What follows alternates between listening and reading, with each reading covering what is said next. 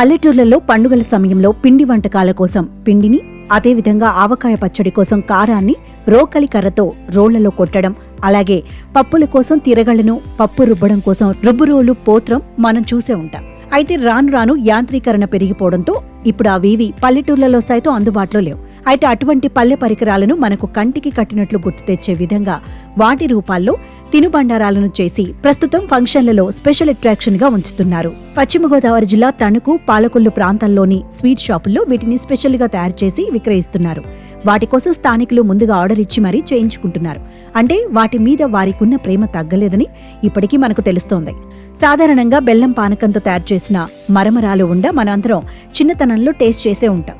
ఇప్పుడు అదే ఫార్ములాతో బెల్లం పాకం మిశ్రమంలో మరమరాలు కలిపి రోకలి, రుబ్బురోలు, పోత్రం, తిరగలికుండ, సన్నికల్లు వంటి పరికరాలను తినుబండారాల రూపంలో అచ్చువేసి భారీ సైజులలో తయారు చేస్తున్నారు. ఇలా తయారైన బెల్లం మరమరాల తినుబండారాలు, పండ్లు, కూరగాయల అచ్చులతో తయారు చేసిన స్వీట్లను స్థానికులు పండుగ సమయాలలో దేవతామూర్తులకు నైవేద్యంగా అర్పించి అనంతరం వాటిని ప్రసాదంగా స్వీకరిస్తున్నారు. ఇక మరికొందరైతే పిల్లలలో స్పెషల్ అట్రాక్షన్ గా రకరకాల సారెలు తయారు చేస్తూ ఇలాంటి బెల్లం మరమరాల తినుబండారాలు ప్రత్యేకంగా ఉండేటట్లు జాగ్రత్తలు వహిస్తున్నారు.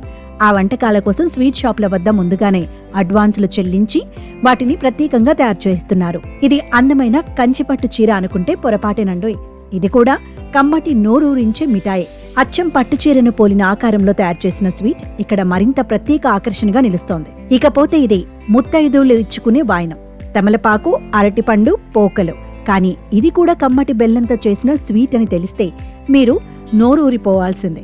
ఇలాంటి వెరైటీలు అనేకం ఇక్కడ తయారు చేస్తూ కస్టమర్లను అట్రాక్ట్ చేస్తున్నారు దుకాణదారులు. పాలకొల్లులో స్వీట్ షాపుల వద్ద ప్రస్తుతం ఇలాంటి బెల్లం మరమరాల పరికరాలు మనకు దర్శనమిస్తున్నాయి.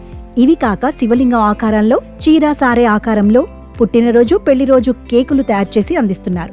మనవైన సాంప్రదాయ వస్తువులన్నీ ఇప్పుడు తియ్యటి తినుబండారాలుగా మారిపోతున్నాయి. కలికాలమో లేక ఆకలి కాలమో అని పెద్దలు ఆశ్చర్యపడుతున్నారు. మొత్తానికి ఇదో భారీ సంచలనంగా తయారైంది ఇప్పుడు.